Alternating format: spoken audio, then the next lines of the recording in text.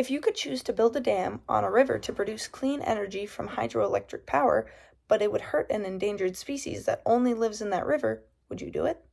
This is the type of question that many environmental scientists and civic engineers face.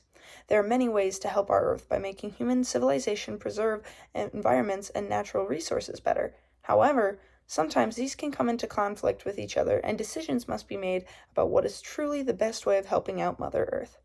Let's take a look at some examples of how human engineering can merge with sustaining the environment. One of the first ways that this goal of helping out Mother Earth is being achieved is through turning towards sustainable infrastructure. This is the development and design of buildings and structures in a way that minimizes negative environmental impact. Some examples of this is that civil engineers and architects are using building codes on how much greenery is required to be put in around newly constructed buildings. Others merge the goals of humans with nature, such as how rain gardens put alongside roads can take runoff water off the streets and use it to water plants in a garden. Or how certain prairie grasses are being put on rooftops of buildings to soak up excess water and prevent water damage to flat ceilings. But what if, in trying to be more sustainable, there are still negative environmental impacts?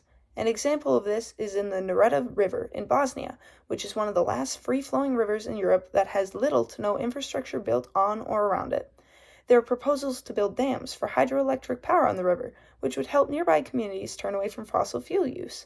However, a group of scientists have taken note that this would harm an endangered species of fish called the soft-mouthed trout that only lives in rivers in this area and nowhere else in the world. Their campaign, Save the Blue Heart of Europe, is trying to raise enough awareness to grant no-go building zones along the river to protect these species and the river's biodiversity. Other propositions include creating safe alternate paths around the dam for fish and other species to safely cross, or through implementing salmon cannons, which send the fish over the dam by humans catching and loading them into special pipe machines that push them over the dam.